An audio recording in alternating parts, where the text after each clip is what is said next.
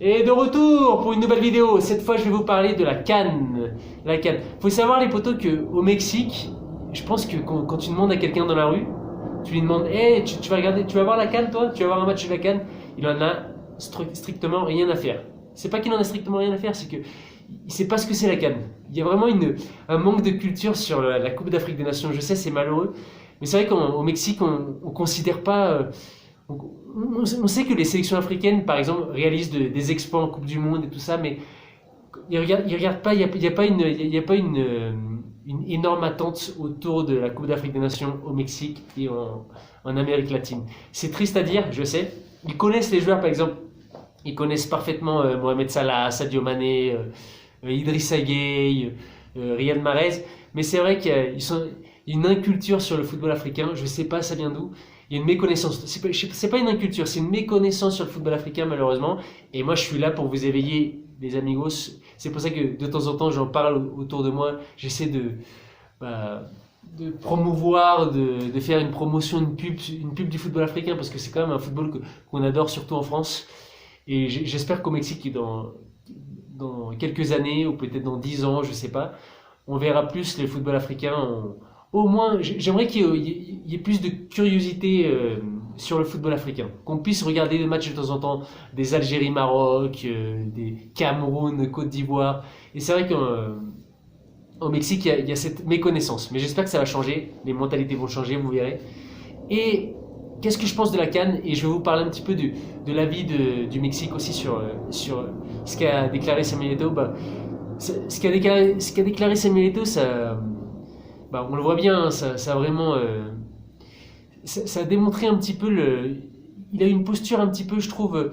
T'as l'impression qu'il a une posture un petit peu de victime, mais non, au fond, comme il a dit à la fin de l'interview, on nous traite comme des moins que rien. Et il y a ce petit côté-là. Gianni Infantino, le président de la FIFA, t'as l'impression qu'il n'en a rien à faire, il n'en a rien à secouer du football africain.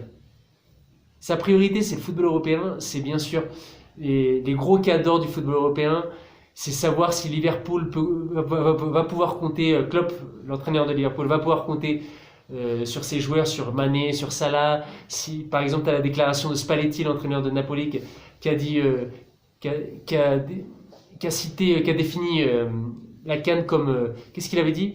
Monstrueux. Non, c'était pas un truc comme ça, c'était, attendez 2 secondes, j'arrive les amigos. Ah ouais, de monstre invisible. Oulala, il va fort quand même, hein. Monstre invisible. Mais attention, monstre invisible, il y a une nuance. Monstre invisible, c'est qu'il explique que pour lui c'est un casse-tête chinois parce que il peut pas compter avec ses joueurs en janvier. En janvier, on sait que ils reprennent les matchs, toutes les équipes européennes, et le calendrier, il est assez important. Il joue tous les 3 jours et ne pas compter sur ses meilleurs joueurs, pour lui, c'est un casse-tête, quoi. C'est ce qu'il explique sur ça. Je pense pas que ce soit une attaque contre le football africain, c'est plus une attaque contre l'organisme de la FIFA et sur l'organisation et le calendrier des matchs. Mais bon, en même temps, tous les entraîneurs, quand la saison démarre, ils savent très bien, ils le savent, que va y avoir la CAN. Donc c'est un prétexte aussi.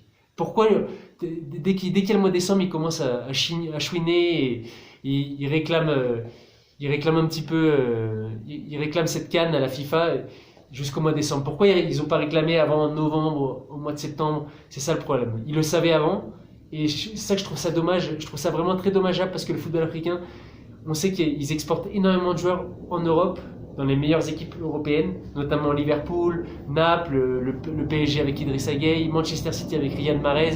Et je trouve ça dommage parce que on a besoin de s'entraider entre le football africain, le football latin, le football européen. On est une famille, je pense, et on doit tous aller dans le même sens.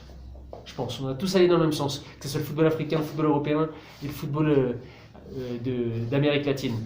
Et si on commence à se brouiller, et s'il y a des critiques à droite à gauche, comme le cas de Spalletti, même si j'ai rien contre lui, je comprends, je me mets à sa place, et c'est sûr que quand tu es entraîneur de ton équipe, tu as envie d'avoir tes meilleurs éléments au moment opportun, et surtout lors des matchs clés. Et on sait qu'en janvier, les matchs s'enchaînent, et même si je crois qu'en janvier, il va y avoir 2 semaines, ou 10 jours, où il va y avoir où il y aura des matchs de sélection, où, par exemple, il y a des matchs qui vont se disputer en Amérique latine, en Amérique du Sud, parce que c'est des matchs qui ne s'étaient pas disputés il y a 6 mois. C'est des matchs pour la coupe de qualification pour la Coupe du Monde 2022 qui aura lieu au Qatar. Et c'est vrai qu'il y a un petit peu ce rapport. T'as l'impression quand t'entends le discours de Gianni Infantino qui est clair, hein, que lui il rêve vraiment, son rêve absolu, c'est qu'il y ait une Coupe du Monde tous les 2 ans, tout simplement. Mais t'as l'impression qu'il traite un petit peu le football africain comme des moins que rien, comme dirait Samuel Eto'o. Et ça, je trouve ça très dommage. Et j'espère que ça va changer, que les mentalités vont changer. Et si cette CAN a lieu, ça va être dans des conditions assez spéciales parce que il y aura peut-être des joueurs qui vont être positifs au Covid. Donc, il y aura moins de spectacles. Les stades ne vont pas être pleins. On va voir. Mais c'est toujours une compétition belle à regarder. C'est une compétition historique. Donc, et il y a les meilleurs joueurs comme Riyad Mahrez, Sadio Mané, Riyad Mahrez qui disputent cette CAN. Donc, c'est une CAN que je vous invite à voir. Et moi, de toute façon, je suis d'accord pour qu'il y ait toutes les compétitions, mais c'est vrai que le calendrier, ça c'est la FIFA qui doit avoir ça. Ça serait bien d'alléger les joueurs et que les joueurs puissent jouer moins de matchs lors d'une saison, mais ça c'est un autre débat. Mais bon, là, pour moi, si j'étais président de la FIFA, je conserverais la Coupe d'Afrique des Nations parce que c'est une compétition très belle à regarder, très belle pour les spectateurs, et je pense que on a besoin de voir du football africain. Le football africain fait du bien au football européen, et tu as des joueurs exceptionnels, et j'espère que la CAN va se maintenir. Apparemment c'est mal parti, ils aimeraient repousser la CAN pour la saison 2023-2024 à l'automne, en septembre.